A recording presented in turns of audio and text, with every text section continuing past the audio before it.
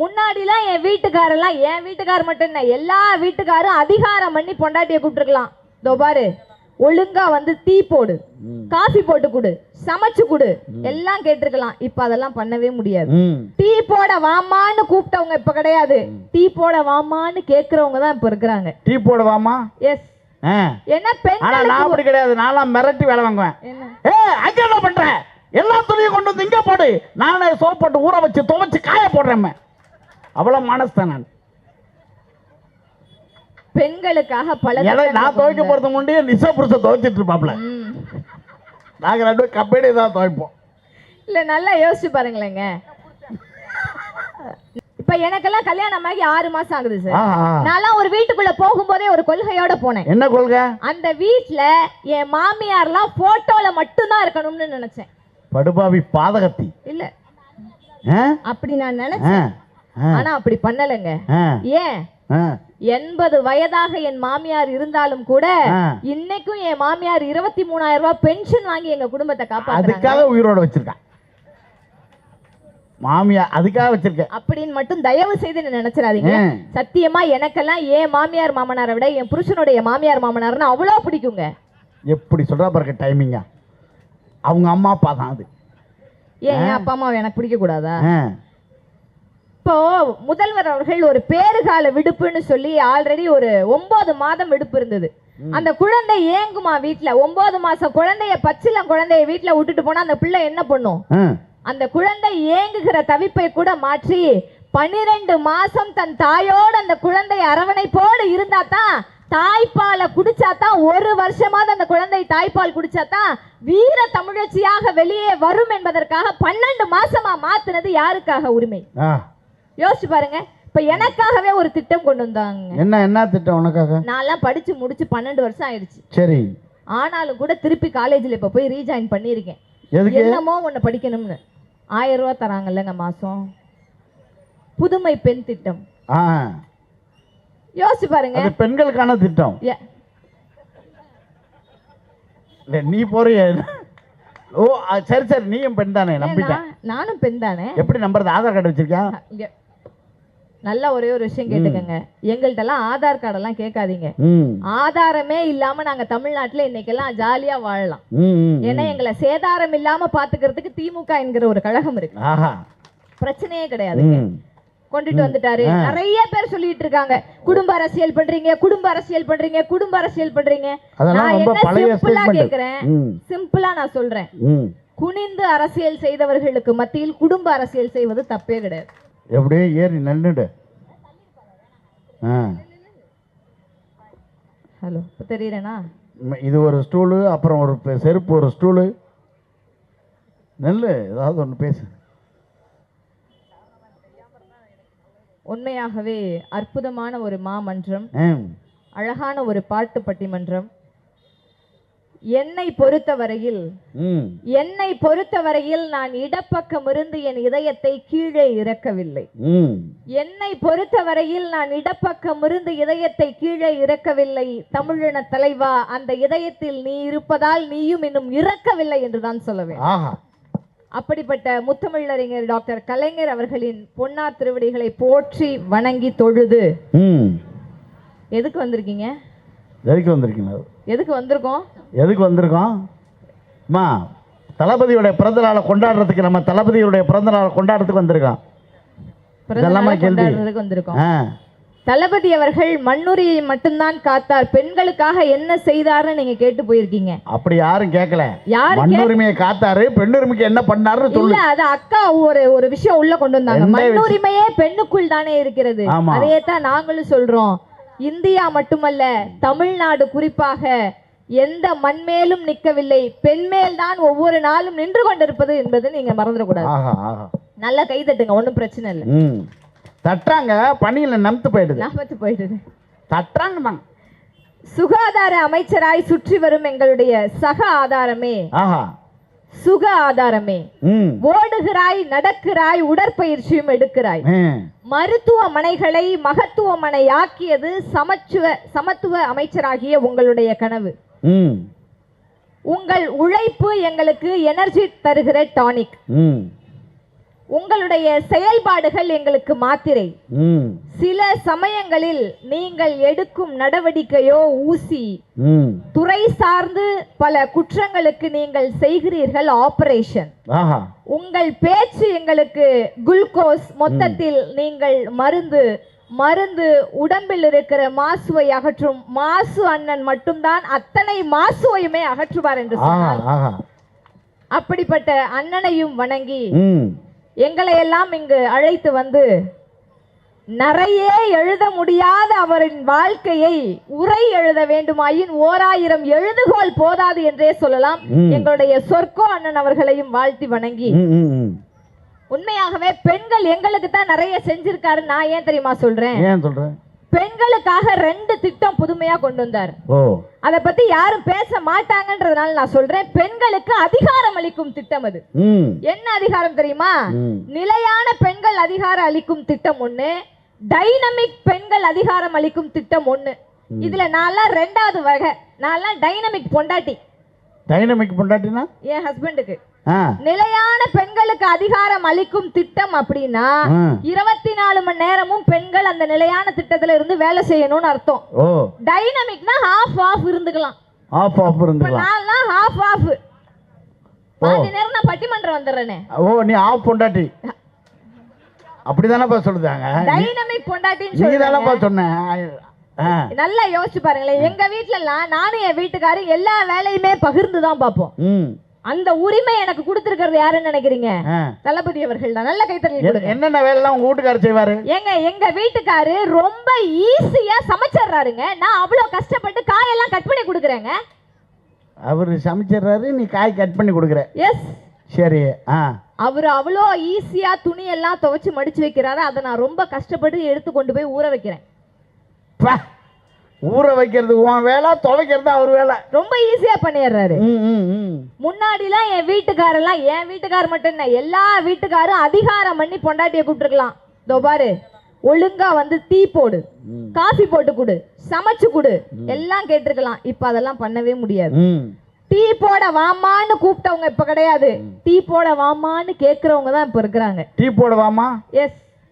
என்ன பெண்கள் அப்படி கிடையாது. நான்லாம் மிரட்டி வேலை வாங்குவேன். அங்க என்ன பண்ற? எல்லா துணியும் கொண்டு வந்து இங்க போடு, நானே சோப் போட்டு ஊற வச்சு துவைச்சு காய போடுறேன். அவ்வளவு மனசுதான் நான். பெண்களுக்காக பல நான் துவைக்க போறது முன்னே நிசா புருஷ துவைச்சிட்டு இருப்பாப்ல. நாங்க 2 கம்பெனி தான் துவைப்போம். இல்ல நல்லா யோசிச்சு பாருங்களேங்க.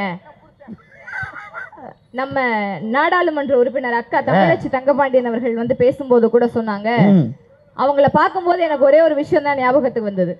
நல்ல மரத்தினால், உள்ள உரத்தினால், உடல் துரத்தினால், சிறிய முரத்தினால், புலியை துரத்தினால் ஒரு தமிழ் பெண். அப்பேற்பட்ட தமிழ் குடியில் பிறந்த அவர்களை நாங்களும் பின்பற்றுகிறோம் என்பதுதான் உண்மை. அப்பேற்பட்ட அவங்க வரும்போது ஒரு விஷயம் சொன்னாங்க. கோயிலுக்குள்ள அர்ச்சகராக நான் நுழையாவிட்டாலும் சரி, ஒரு மனுஷனா எனக்கு போகிறதுக்கு வழி கொடுங்கன்னு கேட்டாங்கன்னு. அதையே தான் கலைஞர் அவர்கள் சொன்னார். எப்படி தெரியுமா? கோர்ட்டுக்கு குற்றவாளி மட்டும் தான் போவானா, என் வாதாட வக்கீல் போகவே மாட்டானான்னு கேட்டார். அதே திட்டத்தை தான் ஆண்கள் எல்லாம் அர்ச்சகராக இருந்த திட்டத்தை பெண் அர்ச்சகர் வேண்டும் என்று 1970 கலைஞர் அவர்கள் கொண்டு வந்தாரு. ஆனா இதோ பக்கத்துல இருக்கிற செங்கல்பட்டு மாவட்டத்துல மாடம்பாக்கத்தில் இருக்கக்கூடிய தேவபுரீஸ்வரர் ஆலயத்தில் ஒரு பெண் இன்றைக்கு அர்ச்சகராக இருந்து நல்ல கைத்தட்டி கொடுக்க வழிபாடு நடத்திக்கிட்டு இருக்காங்கன்னு சொன்னா எவ்வளவு பெரிய விஷயங்க. இது பெண் உரிமைக்காக அவர் பட்ட விஷயம் இல்லையா? இப்ப எனக்கெல்லாம் கல்யாணம் ஆகி 6 மாசம் ஆகுது சார். நான் ஒரு வீட்டுக்குள்ள போகும்போதே ஒரு கொள்கையோட போனேன். என்ன கொள்கை? அந்த வீட்டுல என் மாமியார்லாம் போட்டோல மட்டும்தான் இருக்கணும்னு நினைச்சேன். படுபாவி பாதகத்தி இல்ல அப்படி நான் நினைச்சேன். ஆனா அப்படி பண்ணலங்க. ஏன்? 80 வயதாக என் மாமியார் இருந்தாலும் கூட இன்னைக்கும் என் மாமியார் 23,000 ரூபாய் பென்ஷன் வாங்கி எங்க குடும்பத்தை காப்பாத்துறாங்க. அதுக்காக உயிரோட வச்சிருக்கேன் மாமியார், அதுக்காக வச்சிருக்கேன் அப்படின்னு மட்டும் தயவு செய்து நினைச்சிடாதீங்க. சத்தியமா எனக்கெல்லாம் என் மாமியார் மாமனாரை விட என் புருஷனுடைய மாமியார் மாமனார்னு அவ்வளோ பிடிக்குங்க. எப்படி சொல்றா பாருங்க டைமிங்கா. அவங்க அம்மா அப்பா தான் அது. ஏன் அப்பா அம்மா எனக்கு பிடிக்க கூடாதா? இப்போ முதல்வர் அவர்கள் ஒரு பேறுகால விடுப்புன்னு சொல்லி ஆல்ரெடி ஒரு 9 மாதம் விடுப்பு இருந்தது. அந்த குழந்தை ஏங்குமா வீட்டுல 9 மாசம் குழந்தைய பச்சிலம் குழந்தைய வீட்டுல விட்டுட்டு போனா அந்த பிள்ளை என்ன பண்ணும்? அந்த குழந்தை ஏங்குகிற தவிப்பை கூட மாற்றி 12 மாசம் தன் தாயோடு அந்த குழந்தை அரவணைப்போடு இருந்தா தான், தாய்ப்பாலை குடிச்சாதான், 1 வருஷமாவது அந்த குழந்தை தாய்ப்பால் குடிச்சாதான் வீர தமிழச்சியாக வெளியே வரும் என்பதற்காக 12 மாசமா மாத்துனது யாருக்காக உரிமை? யோசிச்சு பாருங்க. இப்ப எனக்காகவே ஒரு திட்டம் கொண்டு வந்தாங்க. என்ன திட்டம் உனக்காக? நான்லாம் படிச்சு முடிச்சு 12 வருஷம் ஆயிடுச்சு. சரி. ஆனாலும் கூட திருப்பி காலேஜ்ல இப்ப போய் ரீஜாயின் பண்ணிருக்கேன். என்னமோ ஒண்ணு படிக்கணும்னு 1000 ரூபாய் தராங்கல்லங்க மாசம். புதுமை பெண் திட்டம். யோசிச்சு பாருங்க. அது பெண்களுக்கான திட்டம். நீ போறிய? ஓ சரி, நீயும் பெண் தானே? நம்பிட்டேன். நானும் பெண் தானே. எப்படி நம்புறது? ஆதார் கார்டு வச்சிருக்கியா? நல்ல ஒரே ஒரு விஷயம் கேட்டுக்கங்க. எங்கள்கிட்ட எல்லாம் ஆதார் கார்டு எல்லாம் கேட்காதீங்க. ஆதாரமே இல்லாம நாங்க தமிழ்நாட்டுல இன்னைக்கெல்லாம் ஜாலியா வாழலாம். ஏன்னா எங்களை சேதாரம் இல்லாம பாத்துக்கிறதுக்கு திமுக என்கிற ஒரு கழகம் இருக்கு. பிரச்சனையே கிடையாது. அண்ணா தம்பியாக இருந்த கலைஞர் அவர்கள் நம்மளை எல்லாம் அனாதையாக விட்டு சென்றார் என்று நாம் நினைத்து கொண்டிருக்கிறோம். சத்தியமா கிடையாது. அண்ணா தம்பியாக இருந்தவர் நம்மை அனாதையாக விட்டு செல்லவில்லை. பெண்களுக்கெல்லாம் இன்னொரு அண்ணாவை கொடுத்து சென்றிருக்கிறார். அவர்தான் தளபதி. ஏங்க, அவரின் வழியில வந்த எத்தனையோ பேருங்க இன்னைக்கு செயல்பாடுகள்ல எவ்வளவு ஈஸியா எல்லா விஷயங்களும் பெண்களுக்காக கொடுத்துக்கிட்டு இருக்காங்க. நாங்க இன்னைக்கு கஷ்டப்படவே தேவையில்லைங்க. அதுவும் நல்லா கிச்சன்லாம் எனக்கு எங்க இருக்குன்னே தெரியாது. அதிகாரம் பண்ணலாம். ஏன்? மாசம் நான் நல்லா சம்பாதிக்கிறேன். 30% மட்டுமே இருந்த அரசு ஊழியர்களுக்கு பெண்களுக்கு அதை 40% உயர்த்தி கொடுத்தவர் தளபதியார் அவர்கள் 2022. அது ரொம்ப ஈஸியா 2 வரியில சொல்லணும்னா, ஈடு இணையில்லா ஆட்சி, அதற்கு இந்த 2.5 ஆண்டுகளே சாட்சின்னு சொல்லலாம். யோசிச்சு பாருங்க. நல்லா ஒரே ஒரு விஷயம் சொல்றேன். கலைஞர் அவர்கள் ஆட்சி புரிந்தாரு, அவருடைய மகன் தளபதி அவர்கள் ஆட்சிக்கு வந்துட்டாரு, அவருடைய மகனையும் கொண்டுட்டு வந்துட்டாரு. நிறைய பேர் சொல்லிட்டு இருக்காங்க, குடும்ப அரசியல் பண்றீங்க, குடும்ப அரசியல் பண்றீங்க, குடும்ப அரசியல் பண்றீங்க. நான் என்ன சிம்பிளா கேக்குறேன், சிம்பிளா நான் சொல்றேன், குனிந்து அரசியல் செய்தவர்களுக்கு மத்தியில் குடும்ப அரசியல் செய்வது தப்பே கிடையாது. நல்லா யோசிச்சு பாருங்களேன். நம்ம பொதுவாவே நம்ம யாரை பார்த்து பயப்படுவோம்? சாதாரண மக்கள் நமக்கு மேல இருக்கிற காவல்துறை அதிகாரிகளை பார்த்து பயப்படுவோம். ஆனா அந்த காவல்துறை அதிகாரிகள்ல கூட பெண்களுக்கு எத்தனையோ இடர்பாடுகள் இருக்கும். இனிமேட்டு எந்த பாதுகாப்பு படையிலும் பெண் காவலர்களை யாருமே நியமிக்க கூடாது, அவங்க சந்தோஷமா நிம்மதியா இருக்கட்டும்னு சொல்லி ஆணை பிறப்பிச்சிருக்காருங்க தளபதி அவர்கள். அதை விட முக்கியம் என்ன தெரியுமா? தெருவோரத்தில் இருக்கிற பெண்கள் இருப்பாங்க பாதுகாப்புக்கு, அவங்க ஒரு அவசரத்துக்கு போறதுக்கு கூட முடியாது. அதனால தெருவோரத்தில் இருக்க பாதுகாப்புல இருக்கிற பெண்களை நியமிக்க வேண்டாம், அவசரத்துக்கு ஆண்களையே நியமியுங்கள் என்று பாதுகாப்பு சட்டம் போட்டிருக்காரு. யோசிச்சு பாருங்க. ஏங்க, கொஞ்ச நாளைக்கு முன்னாடி வரைக்கும் இந்தியாவில் பெண் பிள்ளைகள் காப்பாற்றப்பட வேண்டும் என்கிற நிலை இருந்தது. இந்தியாவில் பெண் பிள்ளைகள் காப்பாற்றப்பட வேண்டும் என்கிற நிலை மாறி இந்தியாவையே காப்பாற்ற பெண் பிள்ளைகளால் தான் முடியும் என்கிற நிலை வந்திருக்குல்ல. அழகு அழகு. காலை உணவு திட்டத்தை பத்தி அக்கா சொன்னாங்க. அது மண்ணுரிமைக்கான திட்டம் தான், நான் இல்லைன்னு மறுக்கவே கிடையாது. ஆனாலும் கூட அதிலும் ஒரு சுயநலம் இருக்கிறது தளபதி அவர்களுக்கு. என்ன தெரியுமா? ஒவ்வொரு பெண்ணும் காலையில எந்திரிச்சு, அதுவும் பட்டிமன்றம் பேசிட்டு போய் நாங்க 4 பேரும் காலையில எந்திரிச்சு சமைக்கிறதுக்கு எவ்வளவு கஷ்டப்படுறோம் தெரியுமா? சமைக்கிறதே கஷ்டம். அதான் கேக்குறேன். அவ்வளவு கஷ்டப்பட்டு சமைக்கிறோங்க. அவ்வளவு கஷ்டப்பட்டு நீங்க எல்லாம் சமைக்க கூடாதுன்றதுக்காக காலை உணவு பள்ளியில் இருக்கிறது, வந்து செல்லுங்கள் சிறார்களேன்னு அப்பேற்பட்ட திட்டத்தை அறிவிச்சார்னு சொன்னா யோசிச்சு பாருங்க எவ்வளவு திட்டங்களுங்க. பெண்களுக்காகத்தான் நான் சொல்லுவேன். எல்லாவற்றிலுமே பெண்கள் இல்லை என்றால் என்ன இருக்கு இந்த உலகத்துல? கவிஞர் கோ அவர்கள் தான் அழகா சொன்னாரு, எண்கள் இல்லை என்றால் கணிதம் இல்லை, பெண்கள் இல்லை என்றால் இவ்வுலகத்தில் மனிதமே இல்லைன்னு சொன்னாரு. கொஞ்ச நாளைக்கு முன்னாடி வரைக்கும், நிறைவா வந்துடுறேன், கொஞ்ச நாளைக்கு முன்னாடி வரைக்கும் பெண்கள் வீட்டை விட்டு வெளியே போகாம இருந்தா இந்த உலகம் அவர்களை பத்தினின்னு சொல்லுச்சு. ஆமா, கொஞ்ச நாள் முன்னாடி வரைக்கும் பெண்கள் வீட்டை விட்டு வெளியே போகாம இருந்தா இந்த உலகம் அவங்கள பத்தினின்னு சொல்லுச்சு. இப்ப பெண்கள் நாங்க வீட்டை விட்டு வெளியே வராம இருந்தா எங்க குடும்பமே பட்டினின்றத மறந்துடாது. ஐடி கம்பெனில இருந்து நைட்டி கம்பெனி வரைக்கும் எல்லாத்துலயும் பெண்கள் நாங்க வந்துட்டோம். உண்மைதான். அப்பேற்பட்ட எங்களுக்கு பெண்ணுரிமை மீட்கத்தான்னு நாங்க பெருமையா சொல்லிக்கலாங்க, அதுல தப்பே கிடையாதுங்க. முத்தமிழ் அறிஞரின் கலை எழுத்து தமிழகத்தின் தலையெழுத்து என்றே சொல்ல வேண்டும். கரு குவளை சுமந்து அஞ்சுகத்தாய் உன்னை திருக்குவளை தன்னில் ஈன்றது தமிழினத்தின் பெரும் கவலை தீர்க்கத்தான். வானத்தை அளக்கலாம், கலைஞரின் ஞானத்தை அளக்க முடியுமா? தளபதியின் ஆட்சி பலருக்கு தாங்க முடியாத எரிச்சலை தந்து கொண்டிருக்கிறது. புயல் கடலில் மையம் கொள்ளும், கலைஞர் என்னும் புயல் கரையில் மையம் கொண்டுள்ளது. ஏன் இப்படி சொல்றனே, பெரியார் திராவிடத்தின் முன்கை, அண்ணா திராவிடத்தின் முழங்கை. பெரியார் திராவிடத்தின் முன்கை, அண்ணா திராவிடத்தின் முழங்கை, கலைஞரின் திராவிடத்தின் முழுக்கை, தளபதி திராவிடத்தின் முழு நம்பிக்கை என்றே சொல்லலாம்.